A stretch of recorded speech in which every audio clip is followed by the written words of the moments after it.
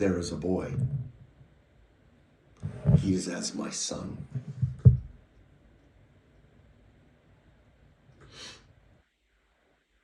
I am pleased with him.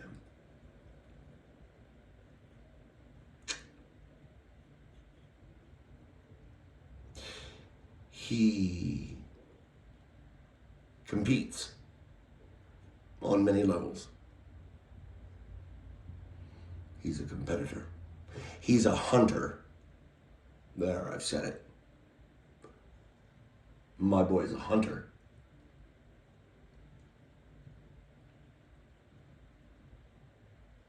Total fucking thrill jockey. Thank God for men like him. He competes within his field for supremacy amongst his peers.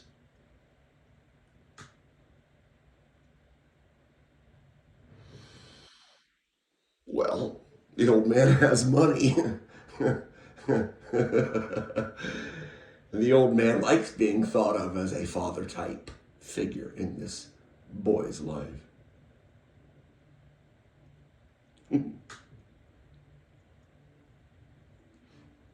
I say boy.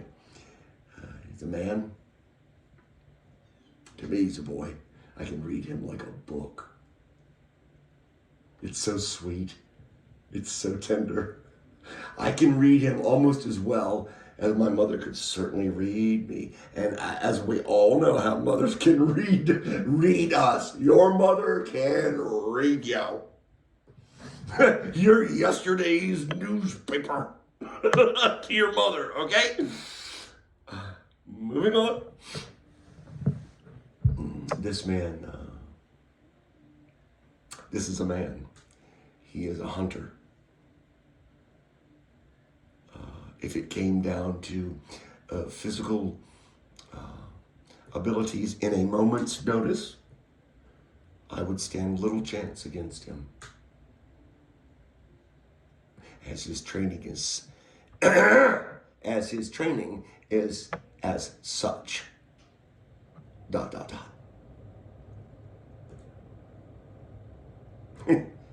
He says to me, look, man, if you don't want to do this, I totally get it. You want to back out, I totally get it. It ain't cheap, man. I get it. And it warms my heart.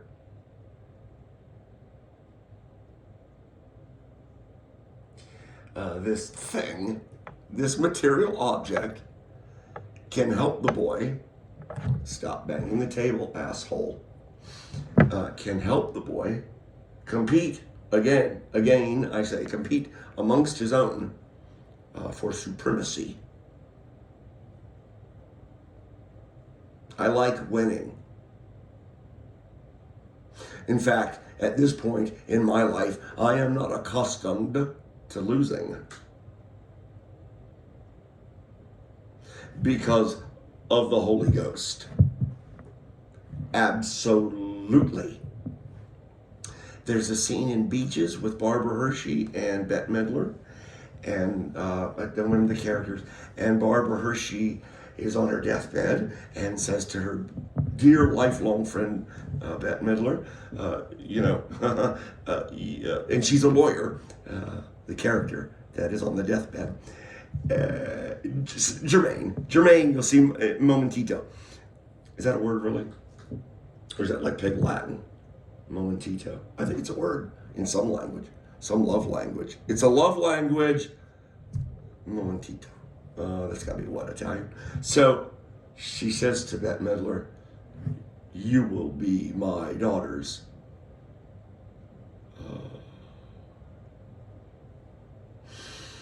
replacement mother. Asks it as a lady might, but makes it clear in no uncertain terms to her friend that she will do this. And when her friend says, are you certain you want to do this? The dying attorney says, absolutely. Never have I heard a single line of script, of dialogue, of rehearsal, of script. Script, that is the word. Never have I heard a single word spoken with such conviction as I did that day. I had to watch that stinking Lifetime television network for women with my bride. Absolutely. She said, "You will take care of my daughter."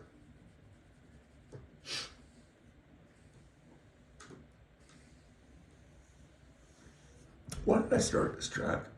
Because there's no crib notes.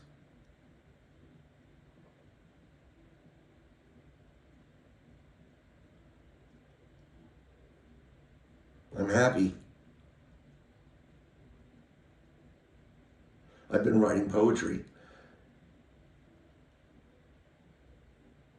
I live within my poems. So even if I've never met you, we have met.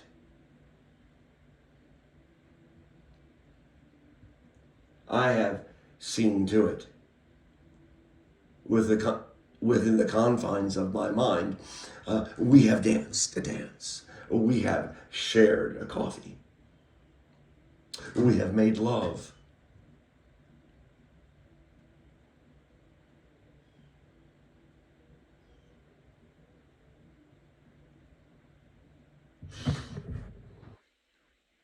Ruka, arm.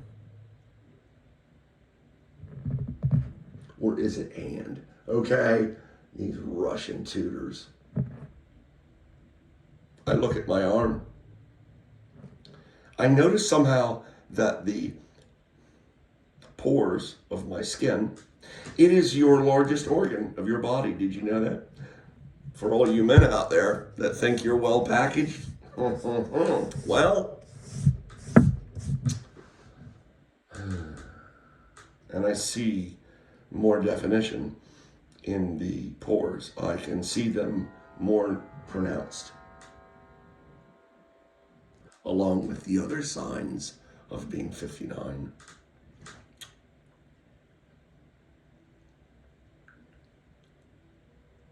I am happy.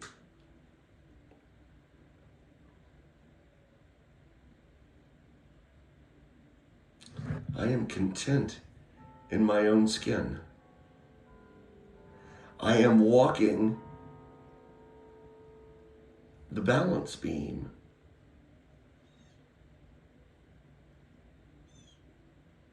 I am walking the balance beam, yes.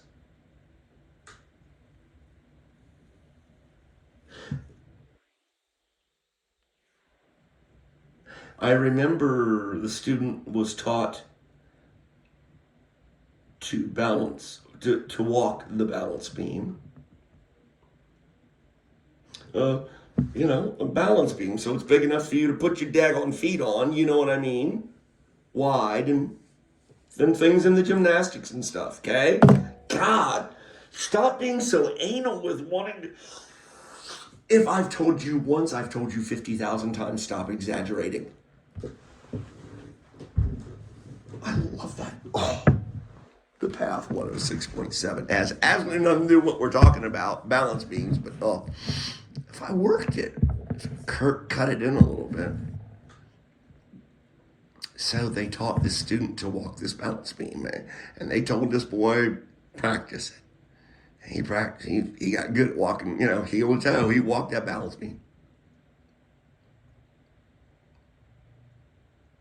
And then when the day came for him to pass the test of walking the balance beam, he found that the balance beam was placed over a pool of deadly acid. That if you fell into it, it would dissolve you. And the boy could see in the pool what looked like skeletons and things of a grim nature.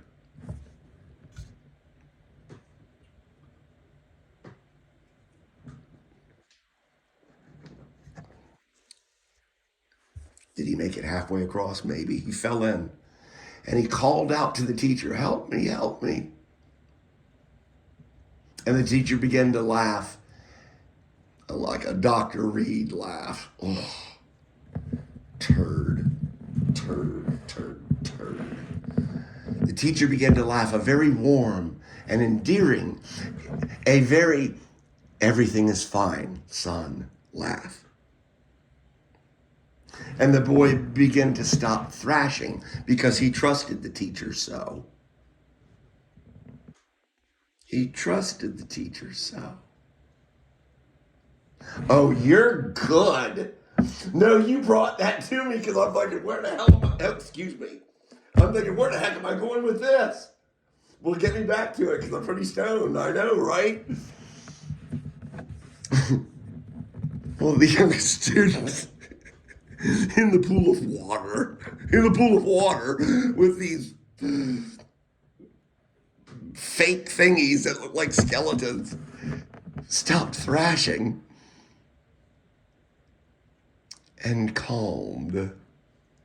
I don't recall that he began to actually bellow in laughter. Can a young boy bellow? I don't know.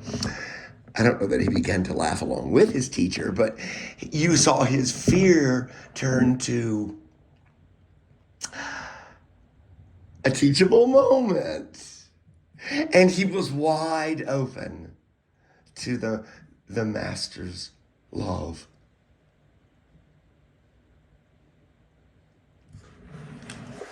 I don't know what the moral to that story is. Psyching yourself out. I've heard it said that if you, am I done with the connection of trusting you? Or whatever the heck we were doing with that? I don't know.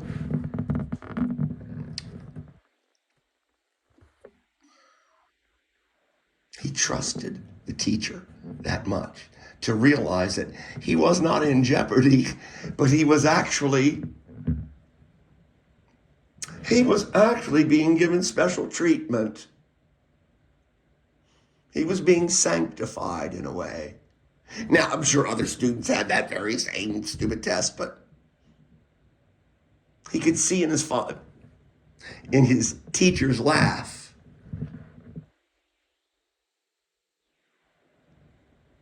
that everything was copacetic.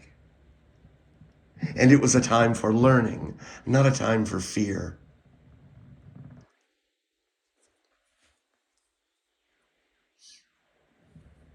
Heck, we don't even need to go on. Somebody did that. Can I blather on? Because did I even get to the balance beam? What was I? Because that was a side. That was like a prelude to a kiss. Okay. Oh, did you like that? I know, right? Don't worry. I'll smoke more pot in a minute. It'll be better even still. Well, where was I going with the balance beam? Yes. Thank you. I find now that I have reached that balance beam in my life where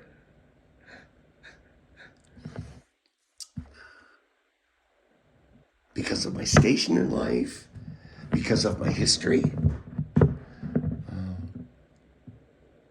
because of some medication for my high blood pressure by a very trusted doctor of medicine, whom I've handed my life to over the last 15 years and said, "Here, take it, my body, life." Said, "You're my mechanic now," when mine left me because he retired. And I haven't been the best of patients, I can tell you that. Can you imagine me not the best of patients? I finally found a situation or a position in life where I'm able to relax. My adopted son came by yesterday, and I was so happy to see him. I don't have many visitors.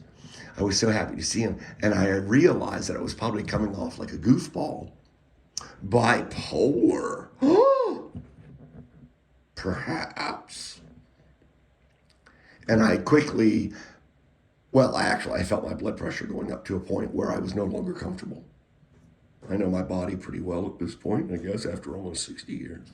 And I realized it was time to come off a cloud nine. Your son was here, and you just want to kiss him all over, baby kiss him, but your son is here. And he even said a little while later, he goes, yeah, I was kind of wondering, you were jacked up pretty good. And I had to reassure him. I said, it's because I was so damn happy to see you. You're the highlight of my day, of my week. I don't have many visitors. I feel that he steals away, in a sense, from his brood when he can. I feel that there are members in his brood that have scrutinized me, perhaps unfairly.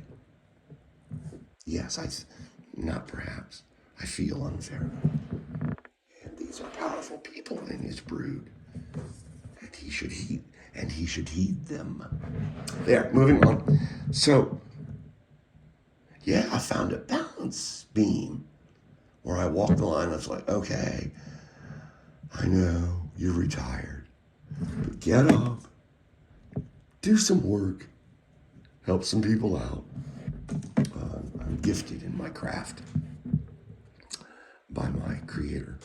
I have an aptitude for what I do, and it's unique, rather unique. Or, yeah, no, you're not smoking pot all day today. You're going to go out and you're going to blow the leaf. Because your body feels good today and you feel like you have reasonable control over your left side. You never trust your right side anymore at the edge of the roof line. Never. My right ankle will roll out from me.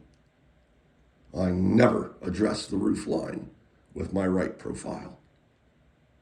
You got to think about this, men that are getting my age. At what point do you let go of everything and just pay for everything?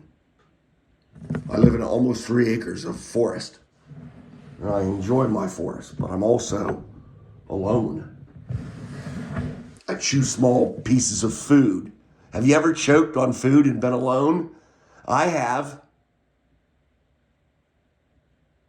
A piece of steak that because when I was young, I just ravenous. I was like, get this shit over with, and I just slam everything. And so I would cut the steak pieces just big. I know steak, you fucking hate me. Right, well, okay, we ate well. Okay, you eat well to keep the doctor away. And my mother found a way to do it, so fuck off. I began to choke, and I was alone. And I remember I was able to steady myself for a moment and work my stomach muscles to their maximum. And I was able to dislodge the piece of flesh.